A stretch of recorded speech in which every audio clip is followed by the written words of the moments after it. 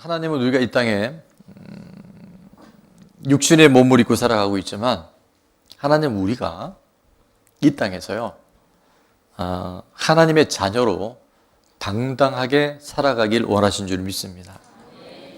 하나님의 자녀로 살아간다는 건 많은 표현이 있을 수 있는데 그 중에 하나는 세상에 살지만 세상 사람이 아니라 하나님 나라, 잠시 후면 우리가 모두가 다 천국에 가서 만날 텐데 그 천국에 합당한 자녀로 이 땅에서 한번 따라해 볼게요. 구별된 삶, 거룩한 삶, 그런 삶을 살아내기를 원하신 줄 믿습니다.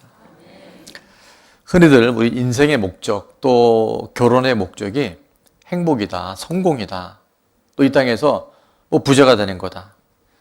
그게 나쁘진 않지만 그게 목적이 되면 어느 순간은 보면 아주 이루어져도 안 이루어져도 아주 비참한 인생의 결과가 올 수 있어요. 그래서 우리의 모든 목적은 행복이 아니라 어디로 가야 된다고요? 거룩한 삶을 가야 돼요.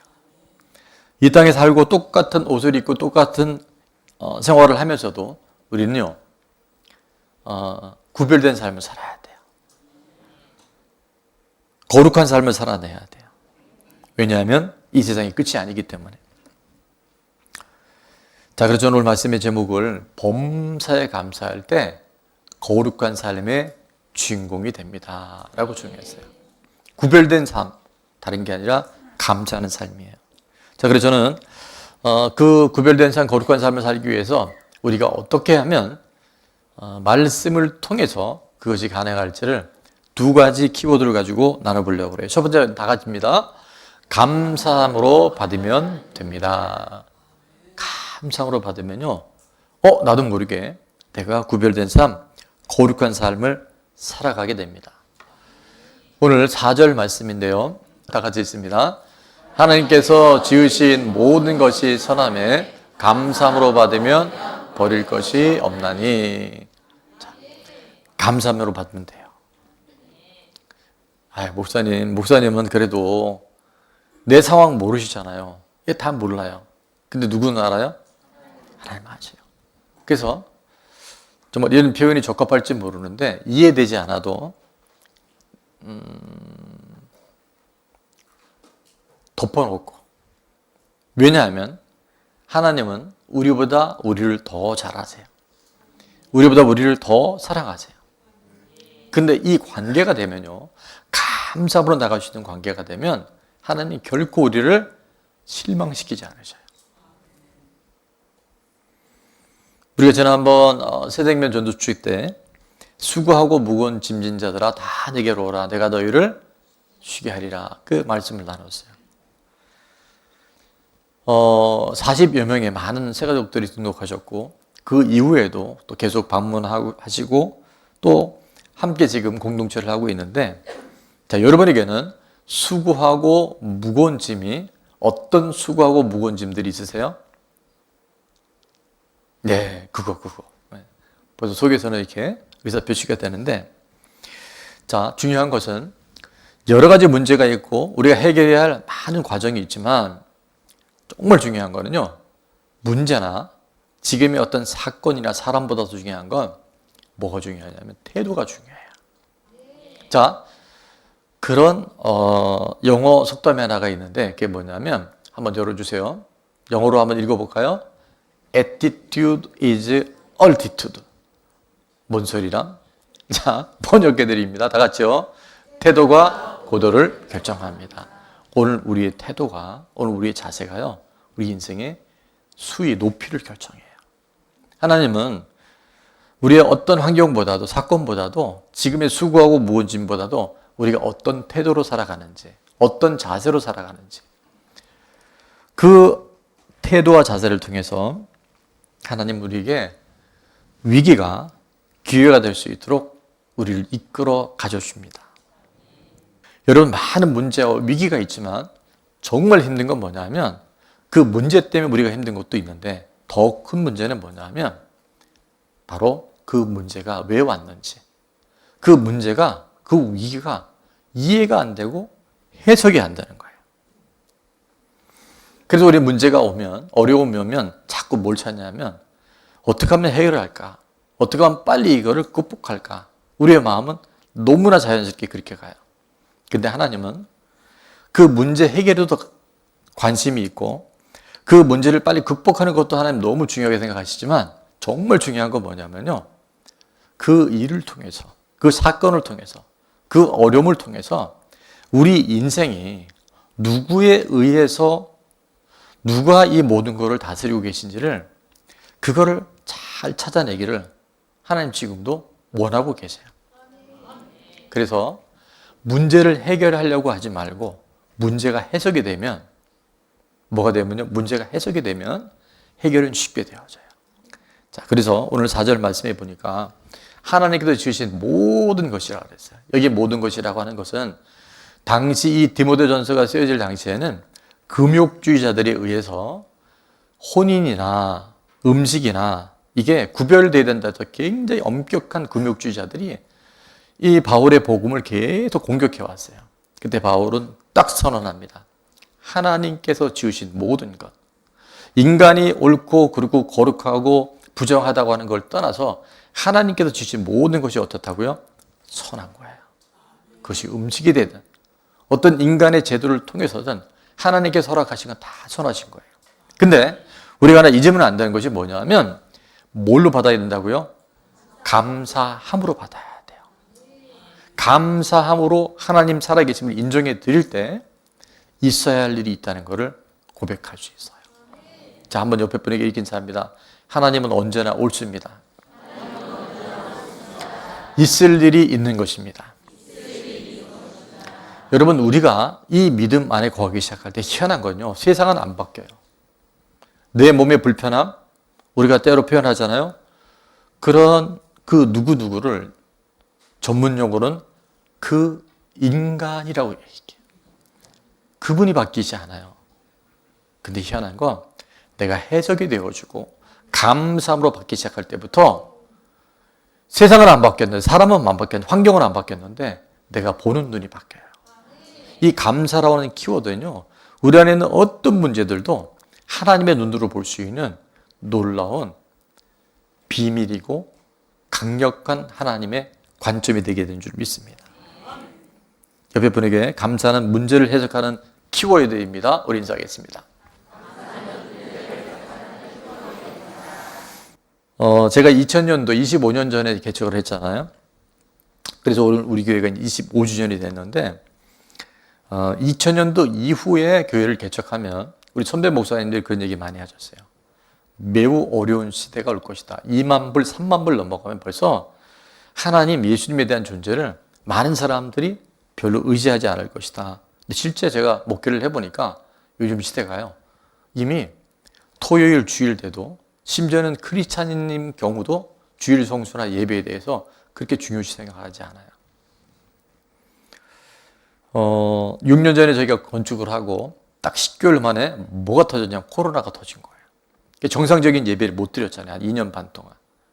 그리고 이제 회복이 돼서 많은 영역의 일상을 찾아가긴 하지만 지금 무려 20년 전, 25년 전부터 이제 한국 모든 영역에 특별히 교회 위기가 올 것이다 했는데 위기가 진짜 많이 왔어요. 생각보다 크리스찬이라고 기독교인이라고 쓰긴 쓰는데 예배 드리는 숫자나 진짜 공동체를 이루는 사람들이 갈수록 줄어요. 그런데 정말 특별한 하나님의 은혜 속에서 우리 좋은 나무 교회가요, 오늘 목사님 기도해 주셨지만 꾸준한 변화와 성장을 계속하는 이유가 있어요. 첫 번째는 아까 말했던 하나님의 은혜예요. 이거를 사람의 어떤 말로 대체하면 그거는 아니 되옵나이다. 근데 그 은혜 외에 정말 중요한 한 가지를 꼽으라면 여러분 그게 뭘까요?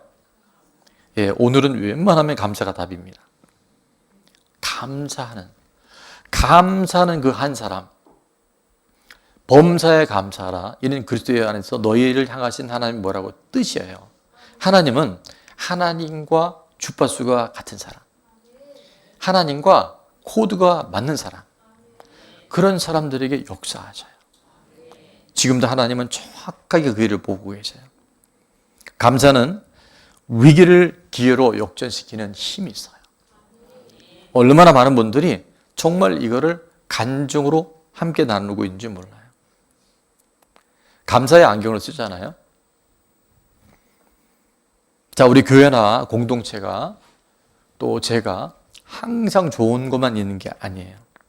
그런데 항상 감사와 긍정의 관점과 눈으로 살아가는 분 보면 위기가 올 때 오히려 그 믿음과 긍정과 감사를 통해서 하나님이 새로운 일들을 계속 이루어 주셔요.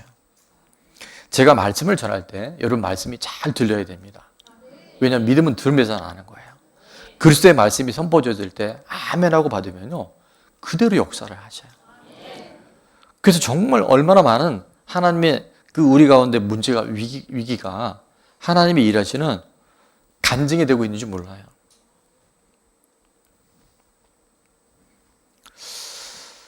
우리 목사님은 일을 되게 많이 만드셔 라고 여러분이 이야기할 수 있어요.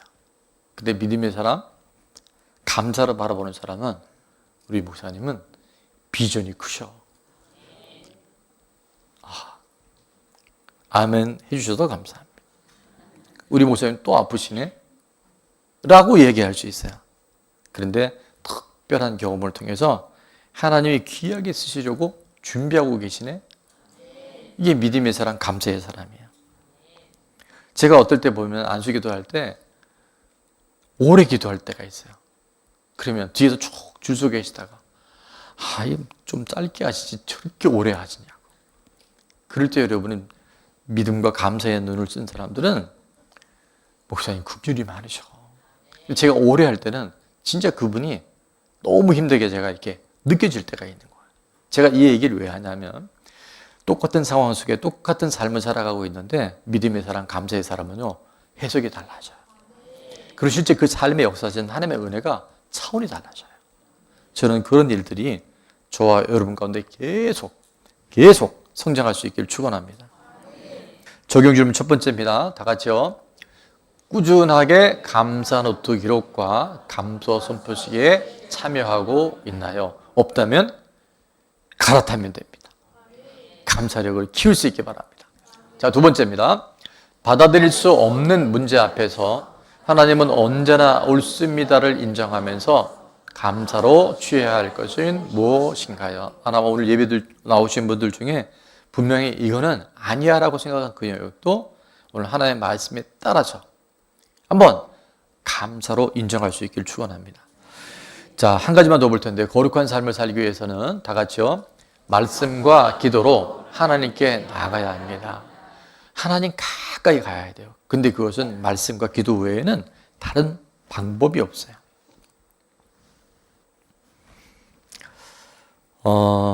말씀이 들릴 때, 말씀이 내 안에 역사할 때, 오늘도 한 분이 등록하셔서 그런 얘기를 하시는 거예요.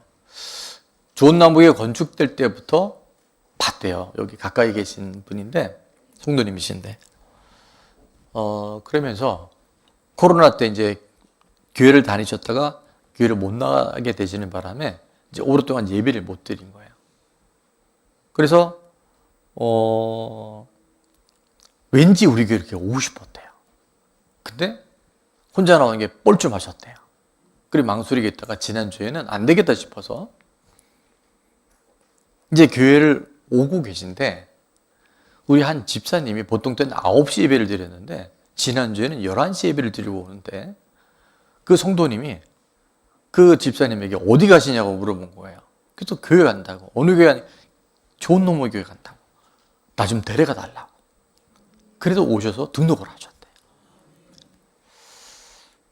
우리는 이 땅에 살아가는 많은 일들이 우연이라고 생각하는데 하나님 나라에는 우연이 없어요. 내가 정말 사모하고 하나님 말씀으로 내가 채워진 받기 위해서 기도하잖아요. 하나님 그 일 하나하나 가운데 하나님의 살아계심을 지금도 만남을 통해서 허락하신 줄 믿습니다. 이제 일산에 가면 킨텍스가 있고 삼성동에 가면 코엑스, 부산에 멕시코라는 거 있는데 이게 전부 다 세계 무역협회와 관련된 그런 기관이고 건물이에요.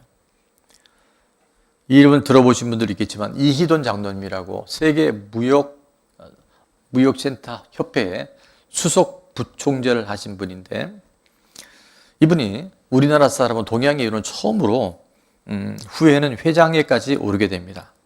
근데 너무 많은 간증이 있지만 2001년 9월 11일은 미국에 9.11 테러 사건이 있던 날이었어요. 근데 이분이 아내의 건강 때문에 본인은 커피를 너무 좋아했는데 병원에서 얘기가 커피로 인해서 이 심장 박동이라는 게 무리가 있다고 얘기를 듣고서 그러면 아내를 위해서 본인도 커피를 안 마시겠다고 부부가 약속을 해요. 그래서 9월 10일 날 최종적으로 이제 내일부터는 우리 커피 안 먹기로 합시다라고 약속을 하고 9월 11일 아침에 이제 세계무역센터 이사회 회의가 그 무너진 건물 110층에서 있었는데 본인이 수석 부총재이기 때문에 그 회의를 주관해야 되는 위치였다 그래요. 새벽 일찍 뉴욕행 비행기를 타려고 공항에 나왔다가 오가며 그 집 앞을 지나가니까 뭐가 생각이 났을까요?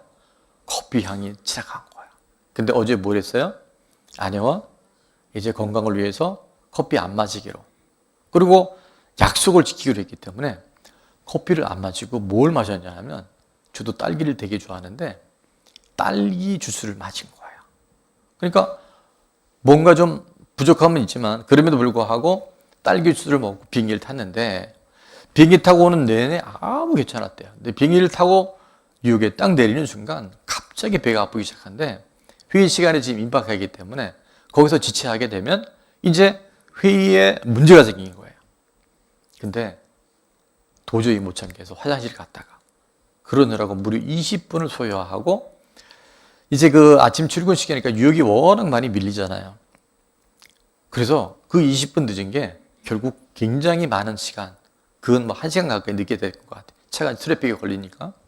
그래서 전화를 했답니다. 이만저만해서 제가 지금 그 시간까지 못 가겠습니다 했더니 전체 이사회 이사들이 뭐라고 했냐면 수석 부총재가 와야 회의 전체가 진행이 되고 순서가 되는데 그러면 차라리 오후에 옮기십사라고 그 회의가 오후로 연기돼요.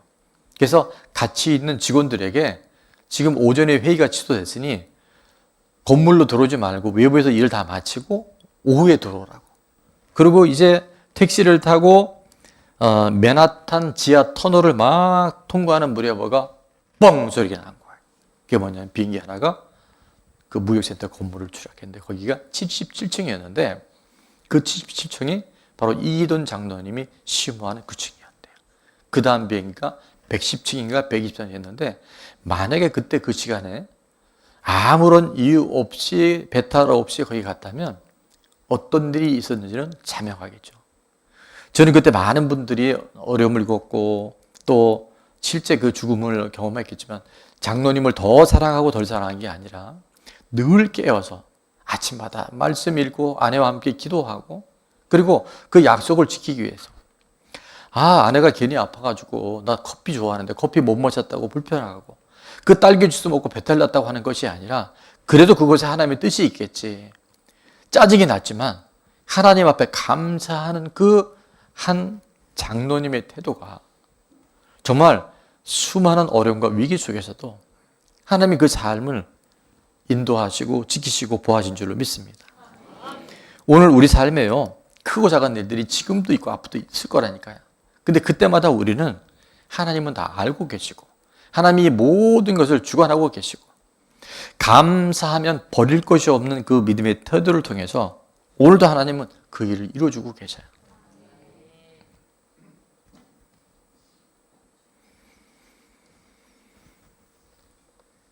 저는 말씀의 결론을 맺으면서 지금도 하나님은 보이는 세계와 보이지 않는 모든 세계를 다 통치하고 계신데요. 역대하 16장 9절에 보면 이 말씀이 있죠. 하나님의 눈, 여호와의 눈은 온 땅을 두루 감찰하사 여호와의 눈은 온 땅을 두루 감찰하사 진심으로 전심으로 하나님께 향하는 자들에게 능력을 베풀고 계세요. 그러니까 잘 될 때 말고 평탄할 때 말고 정말 위기고 말이 안 되는 그 상황 가운데서도 전심으로 하나님께 향하는 하나님께 집중하고 감사하는 그 사람들을 찾아내시고 그 사람들에게 은혜와 능력을 베푸셔서 하나님의 살아계심과 피할 길을 열어주신 줄 믿습니다. 최근 들어서도 계속 어려움 가운데 있는 지체들이 많아요. 기도 제목 보면 정말 절박한 기도 제목들, 몸이 아픈 분들 되게 많아요. 많이 힘들겠구나, 속상하고 어렵겠다. 근데요, 참 희한한 거는 여러분이 예배하고 기도하고 찬양하고 또 말씀 듣다가 문제가 해결되지는 않았는데 여러분 얼굴빛이 달라져요. 제가 여러 개 말씀드리지만 우리 교회는 전도지가 필요가 없어요. 여러분 얼굴이 전도지예요. 여러분 얼굴을 보면 교회 나가고 싶은 생각이 있을 거예요. 예, 영적인 하나님의 분위기인 줄 믿습니다.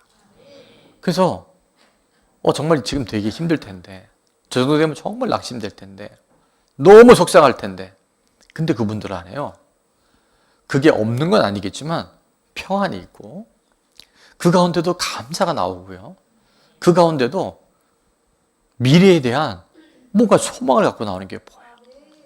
저는 문제가 해결된다면 우리가 감사하는 건 다 할 수 있어요. 근데 지금 어려운데, 지금 정말 낙심되는데, 내일이 안 보이는데, 근데도 그 하나님 앞에 나와서 찬양하고 하나님께 믿음으로 감사하는 그분들을 통해서 하나님은 없는 것을 있는 것처럼 불러내실 줄 믿습니다.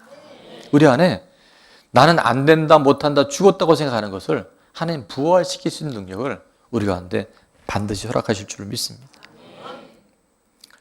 바벨론 포로로 잡혀갔지만 하나님 앞에 기도했던 한 사람, 말씀을 붙들고 기도했던 한 사람, 다니엘 6장 10절은 이렇게 말씀합니다. 다니엘이 이 조서에 왕의 도장이 찍힌 것을 알고도 내가 예루살렘 향한 창문을 열고 기도하면 죽임을 사자굴에 던져질 것을 알고도, 죽을 것을 알고도 자기 집에 돌아가서는 윗방에 올라가 뭐예요? 예루살렘으로 향한 창문을 활짝 열고 전에 하던 대로 하루 3번씩 무릎을 꿇고 기도하며 그의 하나님께 뭐 했다고요? 예배 보니까 감사하였더라. 감사하였더라. 감사하였더라. 하나님은 정확하게 아셔요. 그리고 그 사자들의 입에서 다니엘을 보호하시고 건져내셔요. 위기는 기회입니다. 뭐하는 사람에게? 감사하는 사람에게. 이해 안 돼도, 내 머리로는 해결할 수 있는 방법이 없어도 그 해석은 하나님께 있어요. 감사로 일평생 살아가는, 무슨 일을 만나든지 만사형통하리라. 무슨 일을 만나든지 만사형통하리라. 아멘. 자, 적용 질문입니다. 내 생각과 내 방식대로 되지 않아 원망, 불평, 낙심, 자책하고 있는 것은 무엇인가요? 여러분, 내 생각대로 안 되는 게 잘 되는 겁니다. 내 방식대로 안 되는 게 더 좋은 겁니다. 왜? 해석이 되면. 내 때의 내 방식보다는 하나님의 때 하나님의 방식이 최고의 방법인 줄로 믿습니다. 두 번째는 말씀과 기도로 조율을 받기 위해서 가족의 시간, 또 목장 모임, 소그룹 모임이 너무 중요한데, 이때 여러분 삶에 말씀의 기준을 잘 처방받을 수 있는 그런 주인공들 될 수 있기를 바랍니다.